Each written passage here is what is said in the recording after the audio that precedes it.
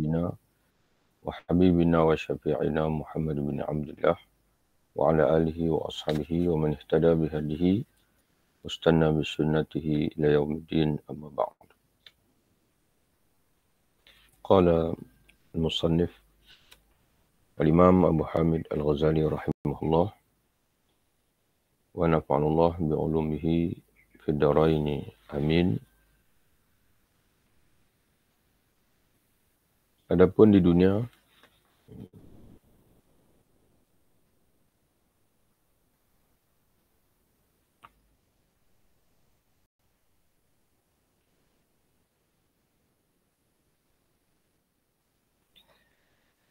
maka adalah kemuliaan, kebesaran, pengaruh pemerintahan bagi raja-raja dan penghormatan secara naluri. Jadi makna di sini Imam Al-Ghazali rahimahullah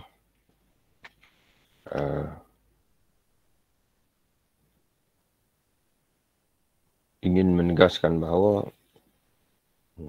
ilmu ini merupakan suatu kelebihan secara mutlak.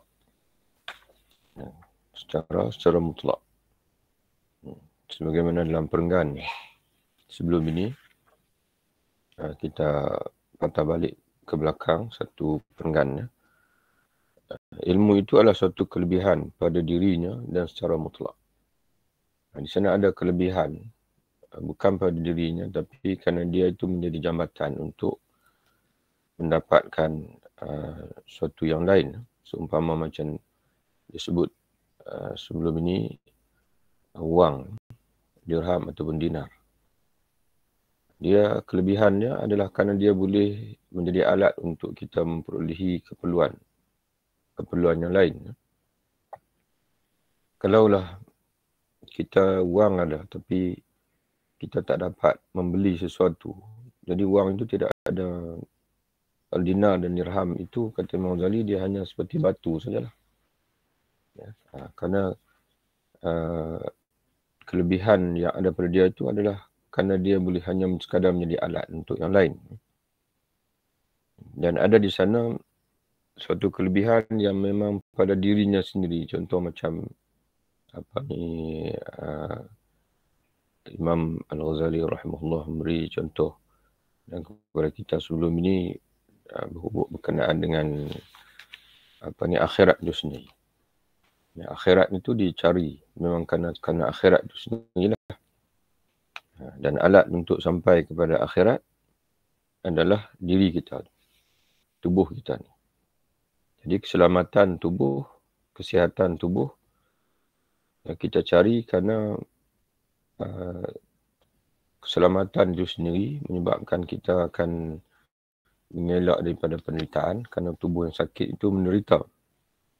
Tapi pada yang sama, tubuh yang sihat itu dicari kerana dia menjadi jambatan kepada sesuatu yang lebih utama, iaitu akhirat. Jadi ilmu ini dicari kerana kelebihan pada diri kepada ilmu itu sendiri. Dengan kita mempelajari ilmu itu, kita merasai kelazatan. Kita mengenal Allah. Melalui ilmu kita dapat mengenal Allah. Dan mengenal Allah Ta'ala itu sendiri merupakan satu kelazatan.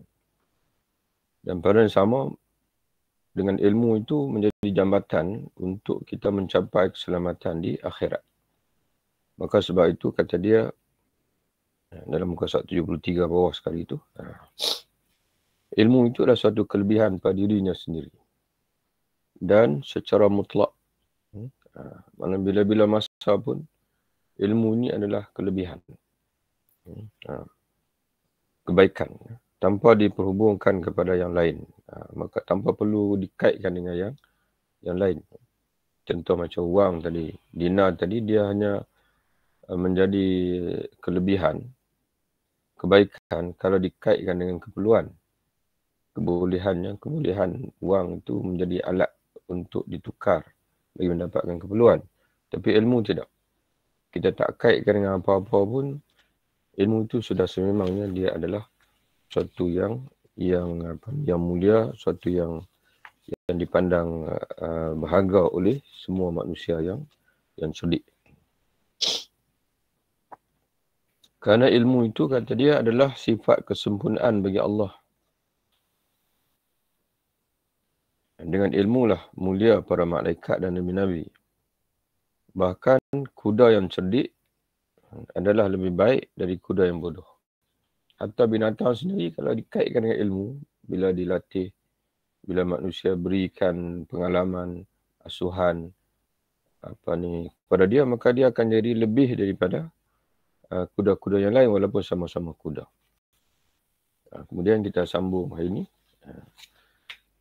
Adapun di dunia, tuan-tuan tulis di situ. Adapun dalam aspek keduniaan, maka adalah kemuliaan, kebesaran, pengaruh pemerintahan bagi raja-raja dan penghormatan secara naluri. Maknanya, maksud di sini adalah naluri manusia itu mengagungkan orang berilmu dalam semua aspek ini. Dalam semua aspek ini. Iaitu aspek bagi pemerintahan, iaitu raja-raja. Maka mana-mana raja, mana-mana kekuasaan, pemerintah sebagai contohnya dalam sejarah Islam, kita merhatikan kenapa diagungkan Sayyidina Umar, Sayyidina Abu Bakar, Sayyidina Umar, Umar Al-Aziz, Harun Ar-Rashid. Kerana pemerintah-pemerintah itu dikenali sebagai pemerintah yang berilmu. Yang berilmu. Dan kenapa Tatar dalam sejarah Islam, dia hanya terkenal sebagai pemerintah ataupun satu kuasa yang berjaya menjatuhkan Baghdad. Sekadar itulah. Kerana dia bukan pemerintah ataupun era yang memuliakan ilmu. Sebaliknya, apabila dia melanda Baghdad, dia telah merosakkan semua khazanah-khazanah. Bahkan dia jadikan buku-buku itu sebagai jambatan untuk menyeberangi sungai Furat dan ataupun Dijlah. Jadi sebab itu dia tidak diagungkan. Tatar ni bukan suatu era yang diagungkan. Berbeza dengan era khalifah termasuk Utsmani. Banyak ulama-ulama yang lahir, dipanggil seni-seni yang lahir. Dari sudut bangunannya, dari sudut penulisan-penulisannya. Dan mereka tahu menghargai dipanggil barang-barang yang bernilai. Sebab itu banyak khazanah-khazanah Islam tu banyak berada di Muzium Topkapi. Peninggalan ulama dan juga Rasulullah sendiri. Kerana pemerintahan itu adalah pemerintahan yang berlatar belakangkan keilmuan yang kuat. Sehingga orang Turki yang bodoh, Imam Al-Ghazali pada zaman dia lah, ini agak sensitif lah, dia sebut begitu. Pada zaman dia, asal dia panggil, orang Turki ni, dia seumpama badui lah. Asalnya mungkin pekerja saja. Tapi mereka mulia. Sehingga orang Turki yang bodoh dan orang Arab yang kasar pada asalnya, secara naluri mereka menghormati kepala-kepalanya. Sebab apa mereka menghormati? Walaupun mereka ni asalnya orang yang tidak ada kecerdikan dan kasar asalnya, badui. Tapi secara naluri mereka menghormati kepala-kepalanya. Sebab apa? Kerana kekhususan mereka, yakni kepala-kepala itu, ketua-ketua itu, dengan ketambahan ilmu. Tuan-tuan tulis itu, kelebihan ilmu. Berbanding dengan orang lain, pemimpin-pemimpin dalam kalangan mereka itu adalah orang yang ada pengalaman. Yang diperolehi dari pengalaman. Ilmu yang diperolehi daripada pengalaman. Oleh kerana ketua-ketua ni ada ilmu itu, maka mereka dihormati.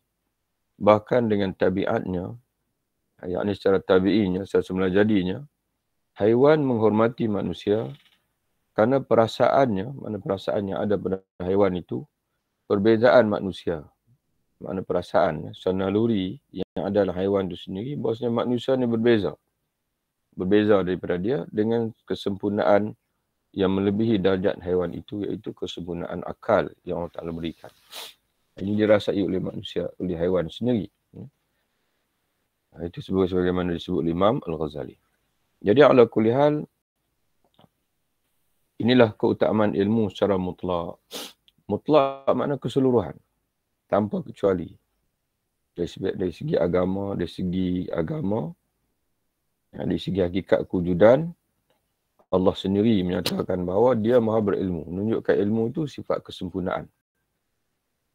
Merupakan sifat sempurna. Kerana pada Tuhan, pada Allah Ta'ala ini tidak boleh disandarkan sebarang sifat, melainkan sifat kamal, kesempurnaan. Jadi apabila Allah Ta'ala sendiri menyatakan dalam Quran, wa huwa alimun, dia itu maha mengetahui, maka menunjukkan bahawasanya ilmu ini merupakan suatu sifat yang utama secara mutlak, sebab Tuhan sendiri bersifat dengan sifat itu.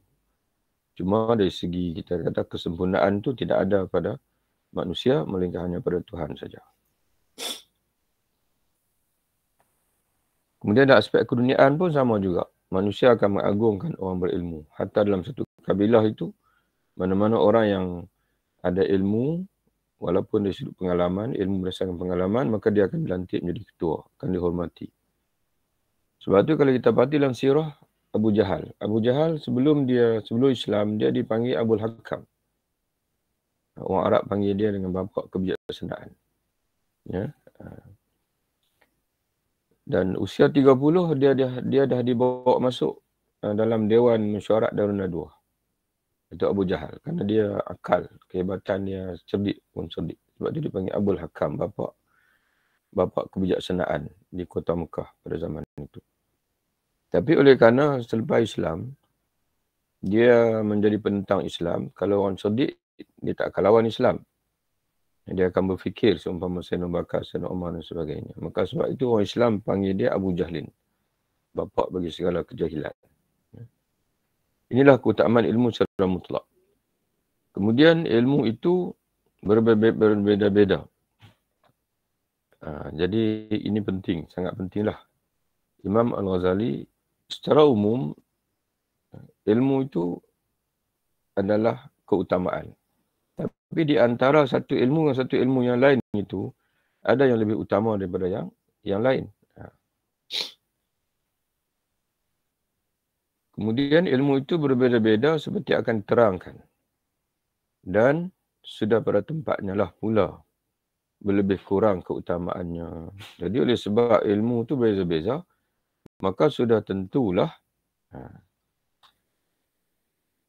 akan berlaku berlebih kurang keutamaannya pula. Disebabkan kelebih kurangnya itu, disebabkan perbezaan tadi. Sebaiknya dikekalkan yang awal tu. Disebabkan berbeza-beza tadi, maka sudah tentulah akan berlaku pula lebih kurang keutamaan itu. Dan keutamaan mengajar dan belajar sudah jelas dari apa yang kami sebutkan dahulu. Jadi keutamaan mengajar, belajar, dia kata sudah dijelaskan. Cuma yang dia belum jelaskan, perbezaan di antara satu ilmu dengan satu ilmu. Secara umumnya, kata Imam Ghazali, dia dah jelas pada kita. Keutamaan ilmu secara umum pun dia jelaskan. Keutamaan mengajar pun dia jelaskan. Keutamaan mengajar pun dia telah jelaskan. Tapi yang dia belum jelaskan kepada kita ialah di antara ilmu dengan ilmu itu belum dijelaskan. Dan sekarang dia akan jelaskan kepada kita. Apabila ilmu itu lebih utama dalam segala hal, maka mempelajarinya adalah mencari yang lebih utama itu. Tuan-tuan betulkan sikit statement yang tadi ni. Dan keutamaan mengajar dan belajar, kata dia, sudah jelas dari apa yang kami sebutkan dahulu. Adapun keutamaan di antara satu ilmu dengan satu ilmu, Imam Al-Ghazali secara lebih lengkapnya, dia ada tajuk yang kita akan sampai selepas ini. Selepas ini ada tajuk.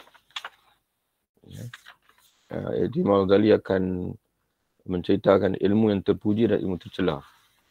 Dan ilmu yang terpuji ni pula ada kategori ilmu fardu ain, fardu kifayah. Ada ilmu pelengkap ada ilmu alat. Itu dia akan ceritakan.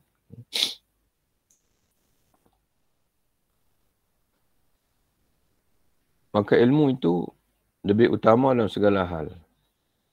Maka mempelajarinya adalah mencari yang lebih utama. Ini statement yang awal Imam Ghazali. Nanti Imam Ghazali dia akan nyatakan urusan manusia ini ada yang pokok, ada yang bersifat persiapan dan ada yang bersifat perhiasan. Pokok ni ada 4. Ini bagi. Pada pandangan manusia lah. Mungkin pada zaman dia secara khusus. Ilmu pokok. Ilmu pertanian. Ilmu pertenunan. Ilmu pembinaan. Dan juga ilmu siasah. Tempat. Pada panggil Imam Ghazali. Jadi, anda sebut dulu. Nanti bila kita baca nanti, tuan-tuan boleh jelas. Bila kita baca nanti. Ada 4. Tapi di ujung tu Imam Ghazali menyatakan bahawa pada pandangan manusia, penglihatan manusia, ilmu pokok pada zaman dia lah. Dan mungkin juga zaman kita. Iaitu ilmu pertanian, ilmu pertenunan, mana untuk pakaian, ilmu pembinaan untuk tempat tinggal, bina tempat tinggal dan juga ilmu politik, ilmu siasah. Tapi daripada 4 ilmu pokok ini, guru lah, perguruan dah. Dia akan sebut. Muallim. Makna guru lah, profession. Sebagai guru lah yang paling afdal. Kerana ilmu itu sendiri lebih afdal daripada yang lain-lain. Kedudukan ilmu itu lebih afdal daripada yang lain-lain, lebih utama. Maka sekaligus pekerjaan guru itulah yang lebih baik. Kerana dengan guru itu juga lahirnya dipanggil guru dalam semua bidang lah. Dan dia akan sebut bahasanya guru dalam bidang agama itu yang lebih baik, lebih afdal daripada guru dalam bidang keduniaan. Tapi guru itu sendiri dalam apa saja bidang sekalipun, itulah pekerjaan yang paling baik. Okay, kita tengok teksnya. Tengok teksnya. Apabila ilmu itu lebih utama dalam segala hal, maka mempelajarinya adalah mencari yang lebih utama. Maka mengajarkannya adalah memberi faedah bagi keutamaan. Maka kalau kita belajar, kita mencari ilmu. Mana mencari yang lebih utama. Mencari sesuatu yang punya kelebihan, yang paling tinggi. Bagi yang mengajar pula, makna dia memberi faedah kepada orang lain dengan sesuatu yang paling utama. Itu maksud dia. Jelasnya, segala maksud manusia itu terkumpul dalam agama dan dunia. Segala apa yang maksud di sini adalah apa yang ingin dicapai oleh manusia. Itu maksud qasada. Qasad. Segala yang ingin dicapai oleh, yang dicita-citakan, yang dicita-citakan oleh manusia itu terkumpul, kata dia, dalam urusan dunia dan agama dunia. Tak lari dah. Tak lari daripada itu. Apa yang kita hasrat hati kita itu, dia tak dapat lari daripada sama ada urusan dunia, urusan agama ataupun urusan dunia. Dan agama tidak teratur selain dengan teraturnya dunia. Jadi sebab itu kita berheran. Ada setengah orang dia kata Imam Al-Ghazali ni, dia tasawuf dan meninggalkan dunia. Nanti kalau kita baca nanti, tuan-tuan akan boleh faham sendirilah. Ramai orang yang mengkritik kitab Ihya Ulumuddin ni, dia tak pernah baca kitab Ihya Ulumuddin. Dia anti tasawuf. Jadi bila disebut Imam Ghazali ni tasawuf, maka dia pukul rata. Imam. Sebab itu, sebab kebahagiaan academician, dia kata tak betul kitab Ihya Ulumuddin ni kitab tasawuf. Kerana bayangan tasawuf ni hanyalah orang yang mengkait, yang mana yang beri tumpuan pada hati. Tapi dalam kitab Ihya Ulumuddin ni, 40 bab itu, 10, ada 10 bab yang tengah itu tidak berbicara yang lain melainkan al-adat, urusan kehidupan duniawi. Cuma Imam Al-Ghazali ni, dia itu dipanggil agama. Agama ni dia tidak meninggalkan apa-apa cabang. Dia tidak meninggalkan dunia, menepikan akhirat. Dia tidak meninggalkan, mana dia tidak memberi tumpuan pada akhirat hingga menepikan dunia. Ataupun dia tidak juga memberi tumpuan dunia hingga menepikan akhirat. Sebaliknya, dunia yang dipanggil apa? Ada sibrah akhirat, akhirat yang ada sibrah dunia. Di sini Imam Ghazali sebut. Agama tidak teratur selain dengan teraturnya dunia. Dunia adalah tempat bercucuk tanam bagi akhirat. Dunia adalah alat yang menyampaikan kepada Allah. Tuan-tuan berhati. Dunia adalah alat yang menyampaikan kepada Allah. Bagi orang yang mau mengambilnya, menjadi alat. Ini tuan-tuan kena pindah sikit lah. Dia terjemah harfiah. Doktornya dia kena buat dalam kurungan.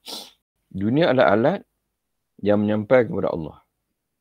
Bagi orang yang mengambil dunia, mau tu tuan-tuan buang. Yang mengambil dunia, menjadi itu tuan-tuan sekalian ganti dengan sekadar. Bagi orang yang mengambil dunia sekadar alat. Dan menjadi tempat tinggal. Tempat tinggal ni tuan-tuan pindah sikit. Persinggahan. Tempat persinggahan.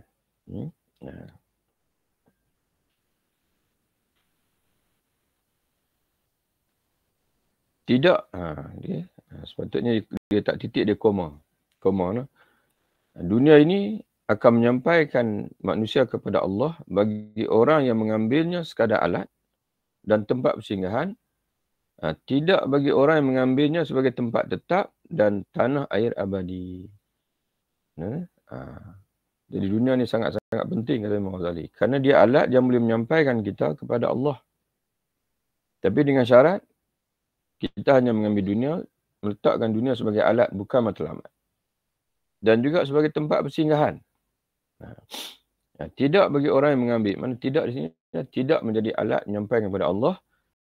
Bagi orang yang menjadikan dunia sebagai tempat tetap, bukan persinggahan saja. Dan tanah air abadi. Jadi sebalik pada itu, akhirat lah. Akhirat lah yang menjadi tempat tetap dan juga tanah air abadi. Urusan duniawi tidak akan teratur selain dengan amal perbuatan manusia. Yang nak timbul sekarang ni, macam mana kita nak mengatur urusan duniawi dalam bentuk yang sepatutnya.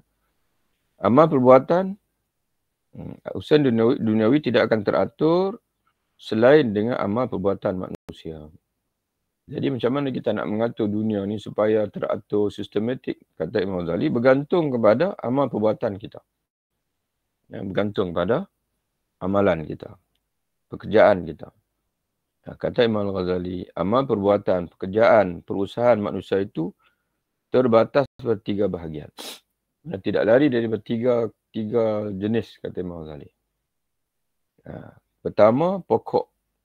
Tuan-tuan tulis itu, pekerjaan pokok. Pekerjaan pokok yang menjadi asal, usul. Dalam bahasa Arab disebut usul. Kalau tuan-tuan nak tulis lebih dulu, tulis itu. Imam Ghazali bagi 3 kategori. Dia guna istilah yang pertama, usul, pekerjaan usul. Mana pekerjaan yang pokok. Yang kedua, muhayyi'ah. Pekerjaan tidak pokok, tapi penting kerana dia persiapan kepada pokok. Persiapan kepada pokok. Contoh macam dia bagi contoh kepada kita, pertanian. Pertanian tu ialah pekerjaan pokok.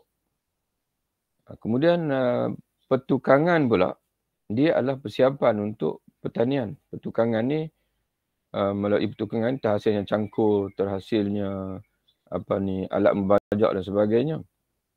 Dia itu adalah persiapan kepada pokok. Maka disebut dengan muhayyah. Mana orang yang bekerja sebagai tukang buat cangkul, tukang besi dan sebagainya, pekerjaan dia itu bukan pekerjaan pokok. Tapi penting kerana dia persiapan. Dia menyediakan alat untuk urusan pekerjaan pokok tadi. Kemudian yang ketiga yang disebut muzayyinah, mutammimah. Pekerjaan pelengkap dia panggil. Contoh dia kata pembuat roti. Pembuat roti. Dia adalah pelengkap. Kerana dengan ada roti itu, pertukangan, orang terlibat dengan pertukangan itu ada kekuatan untuk bekerja. Dan betul juga orang yang ada dia panggil, yang terlibat dengan pertanian itu ada kekuatan juga untuk melibat dalam pertanian. Dia panggil mutammimah. Kategori pertama usul, kategori yang kedua muhayyi'ah, dan Kategori yang ketiga, mutammimah. Pekerjaan pokok, pekerjaan kita nak sebut sebagai penyokong, mungkin penyokong lah, muhayyi'ah, penyokong yang menyokong perusahaan pokok. Dan yang ketiganya adalah pelengkap, muzayyinah, mutammimah. Okay, kita baca. InsyaAllah nanti tentu akan lebih jelas nanti bila kita baca. Pertama, pekerjaan pokok. Tulis sikit pekerjaan situ, pokok. Alam ini tidak dapat tegak bila pokok ini, yakni pekerjaan pokok ini tidak ada. Iaitu 4. Bagi pada zaman Imam Ghazali lah. Pertanian untuk pangan, maknanya untuk makanan. Penununan, di sini disebut pertenunan. Penununan untuk sandang, ni pakaian. Mana perusahaan untuk menghasil pakaian. Perumahan, tuan-tuan tulis itu pembinaan untuk tempat tinggal. Maknanya rumah dan sebagainya. Dan siasah, politik. Iaitu untuk kerukunan. Dengan adanya siasah ini tujuannya adalah untuk memastikan negara itu terlaksana dalam rukun damai. Persatuan. Dengan ada khalifah itu rakyat bersatu. Kalau tidak, semua nak ikut kepala masing-masing. Dan gotong royong. Mana untuk salin ta'awun. Jadi pemerintah lah yang mengaturkan mana dalam negara itu masing-masing maknanya berperanan. Supaya dapat membantu rakyat, dapat saling membantu. Mencapai sebab-sebab yang bawa kepada kehidupan yang lebih baik dan mengendalikannya. Mana mengendalikan sebab yang bawa kepada kehidupan yang baik. Itu yang pertama. 4. Kata Imam Ghazali. Yang kedua, ialah ia mempersiapkan. Tuan-tuan tulis. Yang kedua, ialah pekerjaan-pekerjaan. Pekerjaan-pekerjaan ia mempersiapkan bagi tiap-tiap usaha tersebut. Sebut tadi yang tadilah, usaha pokok tadi. Yang kedua ialah pekerjaan-pekerjaan yang mempersiapkan. Yang menyokong. Yang mempersiapkan bagi tiap-tiap usaha tersebut tadi. Usaha pokok tadi. Mana pekerjaan yang mempersiapkan untuk pertanian, mempersiapkan untuk penurunan. Mesin jahit lah. Pekerjaan maknanya kilau yang menghasilkan mesin jahit contohnya. Supaya dapat berfungsinya penurunan. Seperti dan melayaninya. Mana pekerjaan-pekerjaan yang melayani pekerjaan-pekerjaan pokok tadi. Tapi bukan terlibat direct. Dia melayani, dia panggilnya. Sebagai dia panggil mempersiapkan. Seperti pertukangan besi adalah melayani pertanian. Yang mana untuk mengambil kira ataupun untuk wujudnya pertukangan besi itu di antaranya adalah kerana mengambil kira keperluan. Itu melayani. Mengambil kira keperluan dalam bidang pertanian, dalam bidang perumahan dan sebagainya. Dan sejumlah usaha dengan persiapan alat-alatnya. Ini alat-alat pertanian, alat penurunan dan juga alat untuk perumahan, pembinaan. Seperti membersihkan kapas dari bijinya. Ini bagi nisbah penurunan pula ialah dipanggil mencipta alat untuk membersihkan kapas dari bijinya. Dan membuat benang. Semuanya itu demi untuk bertenun kain dengan persiapan amal usahanya. Melalui persiapan amal usaha. Mana amal usaha kategori yang kedua ini tujuannya adalah di antaranya adalah untuk memastikan bertenun kain itu dapat terlaksana dengan baik. Ketiga ialah kategori yang ketiga ni mutammimah, muzayyinah, ialah penyempurna bagi pekerjaan pokok dan juga penghias tadi, penyokong tadi. Seperti menumbuk tepung dan membuat roti bagi pertanian. Jadi yang pokok pertanian. Kategori yang kedua iaitu pekerjaan menghasilkan alat-alat pertanian.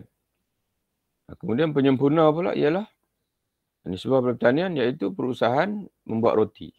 Okay. Dan perusahaan menggunting kain dan menjahit bagi penunan. Pokoknya adalah penunan. Okay. Pelengkapnya tadi ataupun penyokong tadi ni ialah menghasilkan alat-alat untuk menjayakan penunan, iaitu menghasilkan alat-alat untuk mencipta benang, alat-alat untuk memisahkan biji kapas daripada kapas. Kemudian melengkapi lagi ialah dipanggil tukang gunting. Tukang dipanggil jahit.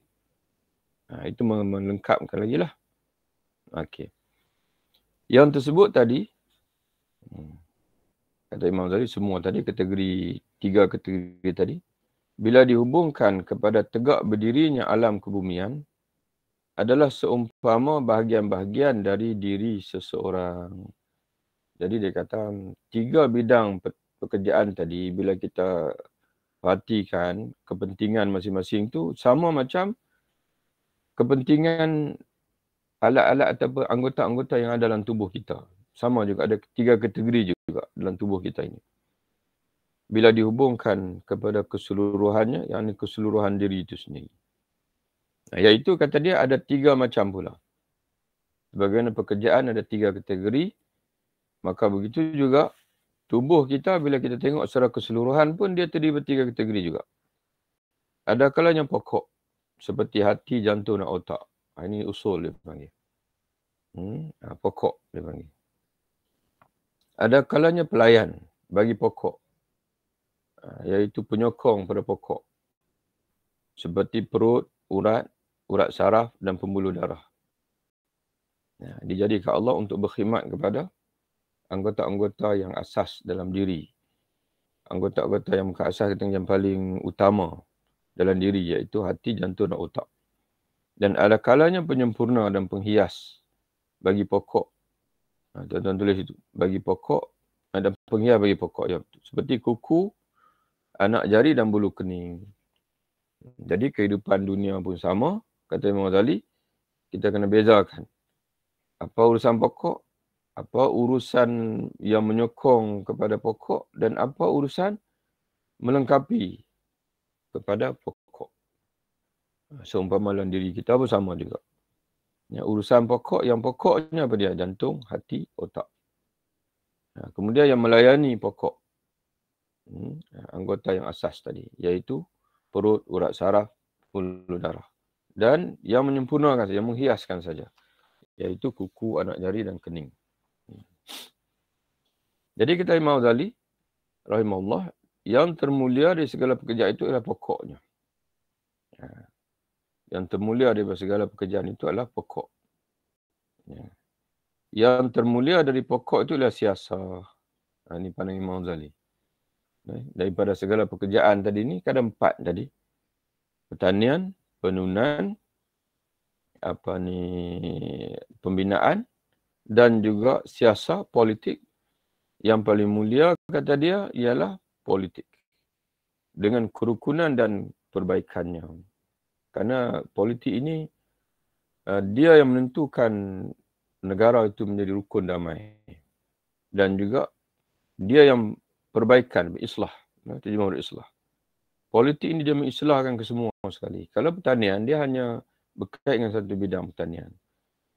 Pembinaan hanya berkait dengan pembinaan bangunan. Dan begitu penurunan hanya berkait dengan pakaian. Tapi politik ini dia mengatur ke semua sekali. Menjadi rukun damai. Sebab itu dia paling utama. Dari itu, usaha tersebut meminta kesempurnaan dari orang bertanggungjawab melebihi dari usaha-usaha yang lain. Jadi tak semua orang menjadi ahli politik. Jadi oleh sebab siasah ni dia paling tinggi, paling utama banding yang lain, maka dia menuntut dari orang yang nak terlibat dengan siasah itu kesempurnaan yang lebih daripada kesempurnaan yang dituntut oleh bidang-bidang yang lain. Jadi tak semua orang yang dia pakar pertanian, dia tak boleh jadi ahli politik. Kalau dia pakar dalam bidang penunan pun, dia tak boleh jadi ahli politik. Ahli politik ni dia mesti, dia panggil, ada kelebihan yang tersendiri. Dari itu tidak mustahil yang mempunyai pekerjaan tersebut menggunakan pengusaha-pengusaha yang lain, maka tak mustahil lah. Dia kata ahli politik ni, dia akan gunakan petani, dia akan gunakan penenun, dia akan gunakan arkitek, dia panggil, ataupun engineer. Dia akan gunalah bidang-bidang yang lain sebab dia berada dalam ranking yang paling utama. Dan siasah pada perbaikan orang banyak dan menunjukkannya ke jalan yang lurus yang membawa kelepasan di dunia dan akhirat ada 4 tingkat pula. Ini di luar daripada dipanggil pemahaman kita. Kerana kita biasa memahami siasah ni, orang terlibat dengan politik ini, pentadbiran ini hanya satu aspek saja. Iaitu Perdana Menteri, Presiden dan sebagainya. Tapi mahu jadi dibagi 4 tingkat. Orang yang terlibat dalam pentadbiran manusia ini, dan urusan kerukunan manusia ini, yang mengatur kehidupan manusia ini ada 4 tingkat. Tingkat yang tertinggi iaitu siasah dan hukum Nabi-Nabi terhadap golongan tertentu. Terhadap ni tuan-tuan kena pindah. Siasah dan hukum Nabi-Nabi ni terhadap itu merangkumi. Tuan-tuan itu merangkumi golongan tertentu, mana individu. Golongan tertentu mana secara dipanggil al-khassah, terjemah al-khassah. Dan juga orang ramai. Baik zahir atau batin. Jadi manusia ni memerlukan siasah dan hukum, ketetapan. Seorang Nabi, sama ada dilihat dari sudut individu pun perlu pada Nabi. Dilihat pada orang banyak masyarakat pun perlu pada Nabi. Dari sudut zahir, keperluan zahir pun perlu pada Nabi. Dan keperluan batin pun perlu pada Nabi. Jadi siasah yang paling utama ialah siasah Nabi.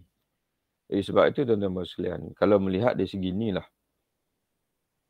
kita ni paling utamalah hidup kita ni sebelum kita nak baca sejarah tokoh-tokoh yang lain untuk kita ambil pengajaran, ambil pengalaman, kita kena tumpukan membaca sejarah Nabi Muhammad dulu. Bagaimana pemerintahan Nabi Muhammad SAW. Bagaimana baginda mengatur urusan dunia, urusan keluarga, urusan agama, segala aspek pengurusan yang diceritakan dalam sirah. Karena itulah siasah yang paling tinggi, kata Imam Ghazali. Tapi kita lupa yang tu.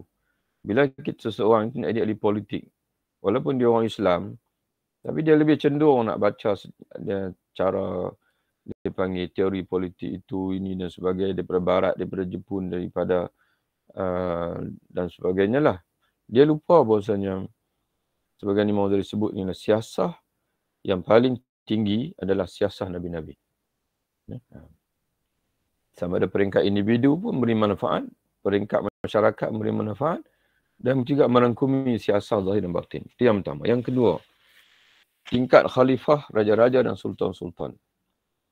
Dan hukum menjalankan mereka, hukum di sini bukan hukum sah, batal, wajib dan sebagainya. Hukum dari segi keputusan. Hukum dengan makna keputusan. Dan keputusan jalankan mereka adalah terhadap golongan tertentu. Dan juga umum seluruhnya. Ini pun tuan-tuan kena pindah juga. Terhadap ni merangkumi. Keputusan jalankan oleh mereka, khalifah, raja-raja dan sultan-sultan ini, turut merangkumi golongan tertentu dan juga umum seluruhnya. Maka bila kita berada di bawah satu pemerintahan, kita terkait dengan pemerintahan itu, dengan ketetapan pemerintah itu, di peringkat individu kita pun, kita tertakluk dan juga peringkat masyarakat pun tertakluk. Tetapi, kata Imam Ghazali, keputusan khalifah raja ni, sultan ni, hanya mengenai zahir saja, tidak batin. Jadi sebab itu mana-mana pemerintah pun dia tak ambil hirau hati kita nak sembahyang ke tak sembahyang, kita nak kenal Allah Ta'ala ke tak kenal Allah Ta'ala ke, pemerintah dia tak ambil hirau yang tu. Sebab dia menguruskan aspek batin, luaran kita saja. Kita sebagai rakyat, dia pastikan kita ada pekerjaan, ada makanan, ada maknanya kalau kita tak dapat bekerja, tak kurang upaya, ada kita dapat bantuan, dia panggil pekerjaan. Tapi urusan hati, batin, itu terpulang pada masing-masing lah. Adapun siasah yang pertama tadi, daripada Nabi dan Rasul tadi, tidak. Nabi dan Rasul, dia memberi tunjuk ajar kepada manusia merangkumi zahir dan batin. Yang ketiga, tingkat alim ulama. Siasah alim ulama dia panggil. Dia sebab tu kita sebut tadi ni di luar daripada teori manusia ni. Kerana banyak alim ulama pun dia terlibat dalam siasah. Dia terlibat dalam menguruskan juga manusia. Tingkat alim ulama yang mengenal Allah dan agamanya, yang menjadi pewaris Nabi-Nabi. Hukum mereka, yang ni ketetapan mereka, kerana alim ulama ni dia akan putuskan dalam masyarakat. Yang ini kategori wajib. Yang ini maknanya kamu mesti buat. Mana dia sampaikan kepada masyarakat. Dia susun. Yang ini kategori sunat. Kalau kamu tak buat pun tak apa. Tapi kamu tak akan ada pahala. Yang ini haram. Kamu tak boleh buat. Itu dipanggil siasah para fuqaha. Jadi hukum mereka adalah terhadap batin golongan tertentu saja. Makna golongan pelajar lah. Orang yang hadir dalam majlis ilmu saja. Jadi ulama dia hanya menyusun anak-anak murid saja. Yang golongan tertentu saja. Adapun golongan awam tak dapat memahami untuk memberi faedah dari mereka kerana orang awam kebanyakannya dia bila dia tak hadir dalam majlis ilmu, dia tak tahulah apa yang diputuskan oleh ulama itu. Okey nah. Jadi siasah para ulama ini hanya berkait dengan anak-anak murid saja. Berkait dengan anak-anak murid saja. Kekuatan para ulama itu tidak sampai pada pengurusan amal buatan zahiriah. Golongan tadi, tuan-tuan tulis itu. Yang ini orang ramai. Baik dengan menyuruh, melarang dan merintah. Kerana dia hanya berkait dengan anak murid saja. Nah itu ulama, berkait dengan anak murid saja. Dan yang keempat, tingkat para juru nasihat. Juru nasihat ni merangkum, dipanggil mana orang yang tidak mencapai taraf ulama, tapi orang yang didengar nasihat oleh masyarakat. Contoh macam kita kata zaman hari ini, kalau dari segi aspek dipanggil, inilah kita kata wujudnya ulama-ulama selebriti contohnya. Yang mana mereka ni menjadi pendakwah dia panggil. Itu penting juga. Dan juga pakar-pakar motivasi. Pakar-pakar motivasi yang mana mereka itu menjadi maknanya percakapan mereka itu menjadi bualan orang ramai. Kata Imam Ghazali, hukum mereka adalah mengenai batin orang awam saja. Makna mereka itu memberi panduan juga pada orang awam. Lebih di satu segi mereka lebih menyeluruh dipanggil daripada ulama. Kerana ulama dia hanya dalam kuliah dia, dalam anak-anak murid saja, tapi juru nasihat ini dalam bahasa Arab dipanggil al-wa'az. Al-wa'iz. Ini dia panggil, dia lebih umum, masyarakat awam, ada pengaruh sendiri, tapi berbeza dengan khalifah tadi, iaitu mereka hanya batin orang awam saja. Orang awam hanya akan mengambil ilmu daripada mereka berdasar benda-benda yang boleh menghidupkan hati, panduan untuk hidup, untuk akhlak dan sebagainya, tapi urusan-urusan keduniaan mereka tidak mendapat faedah daripada juru nasihat ini. Kata Imam Ghazali, yang termulia dari usaha empat tingkat tadi, sesudah tingkat kenabian ialah memfaedahkan ilmu dan mendidik jiwa manusia supaya terhindar dari pekerjaan tercela yang binasakan dan menunjuk jalan kepada budi pekerti terpuji yang mendatangkan kebahagiaan. Ini yang kita sebut tadi. Setelah ada 4 tingkat tadi ni, Nabi, siasah Nabi, siasah raja, sultan, siasah ulama dan juga juru nasihat, al-wa'iz. Yang termulia dia kata, Nabi tak boleh capai lah. Tidak ada siapa yang boleh mencapai kemuliaan tahap Nabi. Yang termulia dari usaha 4 tingkat tadi sesudah tingkat kenabian ialah memberi faedah ilmu. Mana orang yang menyampaikan faedah keilmuan kepada manusia. Itu yang kita sebut tadi, guru tadi ni. Orang yang terlibat sebagai guru. Itulah yang paling mulia. Dan mendidik jiwa manusia supaya terhindar dari pekerti tercela yang binasakan dan menunjuk jalan. Yang menunjuk jalan kepada budi pekerti terpuji yang mendatangkan kebahagiaan kepada manusia. Itu dia panggil at-ta'lim dia panggil. Itulah yang dimaksudkan dengan pengajaran at-ta'lim. Kami sesungguhnya menyatakan bahawa mengajar itu adalah lebih utama dibandingkan dengan pekerjaan dan usaha yang lain semua. Ini tuan-tuan garis itu. Inilah kesimpulan yang Imam Ghazali nak sampai kepada kita. Panjang dia sebut cerita tadi. Pengajaran dia panggil. Pokok dia panggil.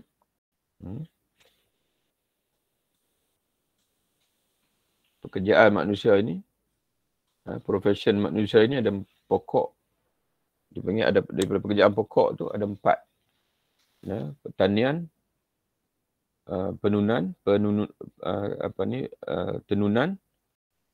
dan kemudian pembinaan dan juga siasah, mentadbir urusan manusia. Mentadbir urusan manusia ini ada 4 kategori pula disebutkan. Tapi dia kata kami sesungguhnya, kita ulang balik tuan-tuan sekalian, ini kesimpulan dia lah, kesimpulan Imam Ghazali, kami sesungguhnya menyatakan bahawa mengajar ini adalah lebih utama dibandingkan dengan pekerjaan dan usaha yang lain. Semua pekerjaan yang lain. Dan Imam Ghazali guna istilah penelitian, istilah al-muallim, guru. Profession guru lah yang paling utama sekali kata dia. Dengan guru yang baik akan lahirnya pemerintah yang baik. Kriteria kerana keutamaan usaha itu dapat dikenal dengan 3 perkara. Keutamaan suatu pekerjaan. Tuan-tuan tulis itu usaha mana pekerjaan. Profession lah. Satu bidang pekerjaan itu, keutamaan dia dapat dikenal dengan 3 perkara. Ada kalanya dengan menoleh, melihat kepada naluri, disebut naluri, yang menyampaikan kepada mengenalinya. Jadi ada kalanya dengan kita melihat dari sudut naluri manusia itu sendiri. Semula jadi manusia itu sendiri. Yang menyampaikan kepada mengenalinya, makna mengenali keutamaan suatu bidang pekerjaan dibandingkan dengan bidang yang lain. Contoh naluri itu macam mana? Seperti keutamaan, tuan-tuan tulis itu sikit. Seperti naluri manusia dan mendapati keutamaan ilmu pasti, tuan-tuan tulis itu aqliyah, sepatutnya dia kekalkanlah. Kerana dalam bahasa Arabnya, Imam Ghazali menggunakan istilah al-ilmu al-aqliyah. Ilmu aqliyah. Ilmu akal. Sepatutnya dikekalkan. Biasanya itu lebih senang kita faham. Seperti naluri mendapati keutamaan ilmu aqliyah. Kalau ilmu aqliyah ni, kalau orang zaman dulu dia kata ilmu mantik. Ilmu mantik. Dari ilmu bahasa. Kerana ilmu aqliyah ini diketahui dengan akal. Okey, mana tuan-tuan tulis itu. Dipelajari. Itu lebih inilah. Makna dipelajari dengan akal. Sedangkan ilmu bahasa dengan mendengar saja. Cukup dengan mendengar saja orang boleh faham. Tapi ilmu aqliyah ni dia memerlukan kepada, dia panggil akal. Berfikir, memerlukan berfikir. Dan akal lebih mulia dari mendengar. Otak. Bagi otak manusia itu, dari segi objek yang ada dalam diri manusia ni, otak itu lebih mulia daripada telinga. Okey, itu satu. Keutamaan suatu bidang itu diketahui dengan naluri. Naluri pun tahu dah. Kata ilmu yang berkait dengan ilmu akal ni, ilmu matematik, ilmu biologi, ilmu apa ni sebagainya, itu lebih mulia daripada, lebih tinggi martabat daripada ilmu bahasa. Sekaligus di samping kalau kita nak tambah tuan-tuan sekalian, ilmu bahasa ni saja dia hanya jambatan saja. Jambatan untuk kita berilmu-ilmu yang lain. Untuk kita memahami pengajaran guru dalam matematik, dalam agama dan sebagainya. Ada kalanya dengan melihat kepada kepentingannya yang lebih lengkap. Ada kalanya keutamaan profession itu, bidang itu, dengan melihat kepada kepentingannya yang lebih lengkap. Lengkap ni tuan-tuan kena tambah sikit nota kaki situ. Kepentingannya dari segi sejauh mana dia merangkumi keseluruhan manusia. Sejauh mana dia panggil, dia merangkumi semua. Ada ilmu, ada bidang pekerjaannya hanya berkait dengan orang tertentu lah. Tapi ada bidang pekerjaan yang merangkumi semua manusia. Maka dia lebih penting. Itu maksud dia. Seumpama kelebihan pertanian dari pertukangan emas. Pertanian dia melangkumi semua manusia. Semua manusia perlukan makan. Tapi tidak semua manusia memerlukan kepada emas. Jadi profession pertanian lebih utama daripada profession dalam bidang dipanggil emas. Dan ada kalanya keutamaan suatu bidang pekerjaan itu dengan memperhatikan kepada objek pekerjaan itu sendiri. Seumpama kelebihan pertukangan emas daripada penyamakan kulit. Sebab yang pertama, tempatnya emas, tuan-tuan tulislah, objeknya, tempat itu ganti dengan objek. Objek ataupun satu yang lain lah. Kerana memanglah bahasa Arab dia guna mahallu. Kerana yang pertama, dia berkait dengan emas. Yang kedua, berkait dengan kulit. Kulit bangkai, penyamakan kulit bangkai untuk kita gunakan kulit. Jadi, emas lebih mahal daripada kulit. Jadi sebab itu orang akan menganggap bahawasanya bekerja sebagai tukang emas lebih mulia, lebih bernilai daripada bekerja sebagai tukang dipanggil samak kulit. Okey. Dan tidaklah tersembunyi, kata Imam Ghazali, bahawa ilmu agama ialah memahami jalan akhirat.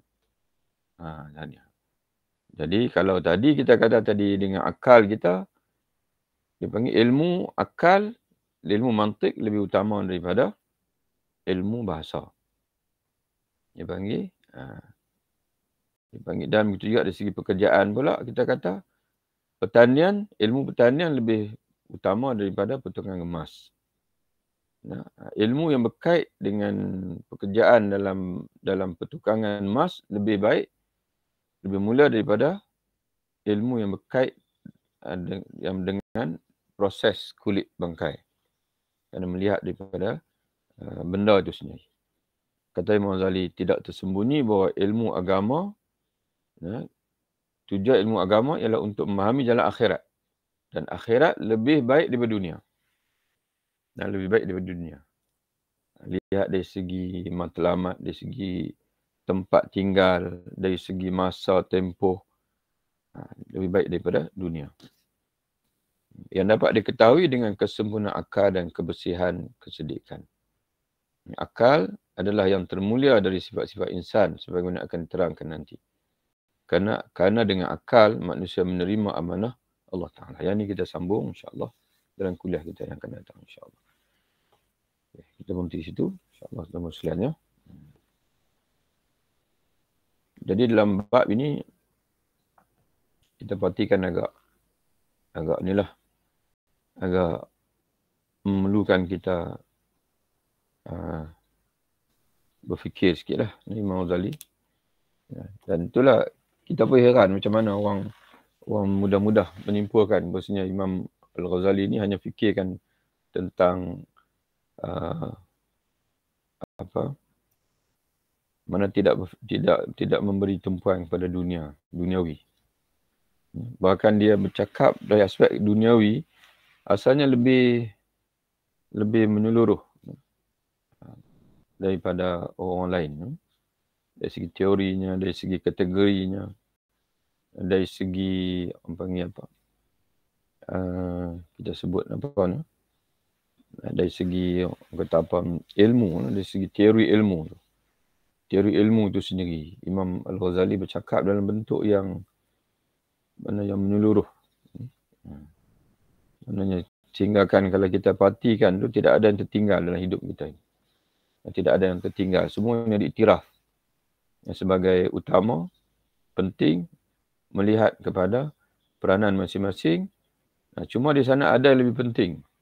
Ada yang lebih penting, lebih tinggi daripada yang yang lain. Yang lain itu penting, tapi ada di sana yang lebih penting yang mesti diberi keutamaan. Ala kulli hal, tuan-tuan sekalian, Imam Ghazali meletakkan bahawa gurulah. Dan gurulah, kalau kita nak aspek agama ni, kita kata ulama. Tapi aspek lain tu gurulah yang mana yang lebih pekerjaan yang lebih utama berbanding dengan segala jenis pekerjaan-pekerjaan yang lain. Wallahu a'lam bishawab. Assalamualaikum warahmatullahi wabarakatuh. Kita jumpa lagi lah insya-Allah. Ya. Masa yang lain insya-Allah. Ya. Terima kasih Ustaz. Assalamualaikum. Salam, terima kasih Ustaz. Terima kasih Ustaz.